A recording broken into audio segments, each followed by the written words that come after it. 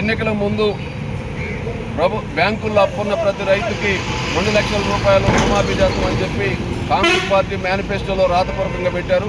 అధికారంలోకి వచ్చి 7 నెలల తర్వాత నిన్న విడుదల చేసినటువంటి రుణమాఫీ నిబంధనలు మార్గదర్శకాలు జీవో 567లో రాష్ట్ర ప్రభుత్వం రైతులకి రుణమాఫీ కాకుండా ఏ విధంగా కోత పెట్టాలని చెప్పి రేవంత్ రెడ్డి గారి ప్రభుత్వం ఆలోచన చేసింది.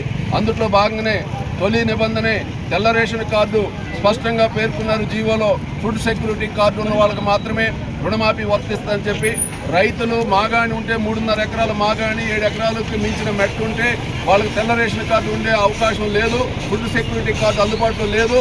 కాబట్టి అలాంటి రైతులు ఇవాళ వ్యవసాయం చేసి బ్యాంకుల మీద ఆధారపడి వ్యవసాయం చేసి నష్టపోయిన రైతులకి రుణమాఫీ వర్తించకుండా పోయే అవకాశం ఉంది. అందుకనే 2014లో 2018లో కేసీఆర్ గారి ప్రభుత్వం రుణమాఫీకి సంబంధించినటువంటి ఏ గైడ్లైన్స్ ఏ మార్గదర్శకాలు అనుసరించి చేసిందో అదే పద్ధతిలో రేవంత్ రెడ్డి గారి ప్రభుత్వం కూడా చేయాలని చెప్పి మేము డిమాండ్ చేస్తా ఉన్నాం.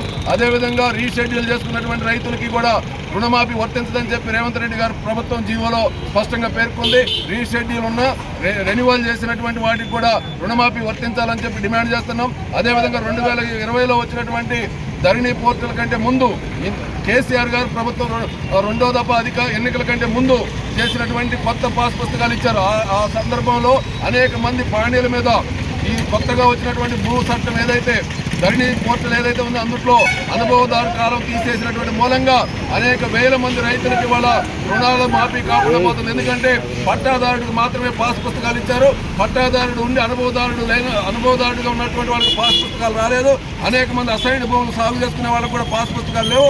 పాస్ పుస్తకం ఉండి తెల్ల రేషన్ కార్డు ఉండి ఆధార్ కార్డుకు లింక్ అయి ఉన్న వాళ్ళకి మాత్రమే రుణమాఫీ చేయడం అనేది పచ్చి మోసం.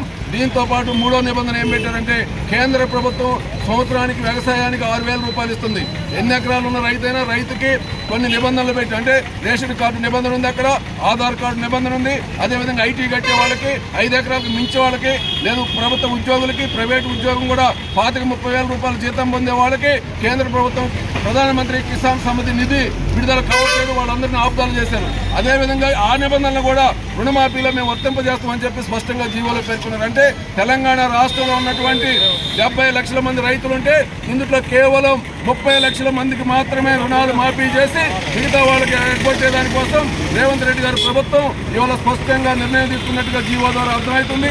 అందుకనే తెలంగాణ రైతు సంఘం రాష్ట్ర వ్యాప్తంగా నిరసన కార్యక్రమాలు చేస్తా ఉన్నాం. ఎప్పటికైనా ప్రభుత్వం పునరాలోచన చేయాలా. జిల్లా మంత్రి వ్యవసాయ మంత్రి గారు తుమ్మల నాగేశ్వరరావు గారు అర్ధరాత్రి ఒక స్టేట్మెంట్ ఇచ్చారు. తెల్ల రేషన్ కార్డు కుటుంబం కోసం పరిశీలించడానికే తీసుకుంటామని, కానీ జీవోలో మాత్రం ఫుడ్ సెక్యూరిటీ కార్డు అని పెట్టారు. అంటే ఫుడ్ సెక్యూరిటీ కార్డు అంటే తెల్ల కార్డు. అందుకనే జీవోలో ఉన్నదానికి మంత్రి గారు అర్ధరాత్రి ప్రకటన కూడా వ్యత్యాసం ఉంది. అందుకని మంత్రి గారు చెప్పిన మాటే ప్రభుత్వం రేవంత్ రెడ్డి గారి ప్రభుత్వం అమలు చేసేటట్టయితే జీవోని సవరించి ఈ నిబంధనలన్నింటి కూడా ఎత్తేసి రైతు రుణమాఫీ బ్యాంకులో అప్పున్న ప్రతి రైతుకి రుణమాఫీ అయ్యే విధంగా జీవో తీసుకురావాలని చెప్పి ప్రస్తుతం వచ్చిన జీవోని సవరించాలని చెప్పి తెలంగాణ రైతు సంఘంగా డిమాండ్ చేస్తూ ఉన్నాం.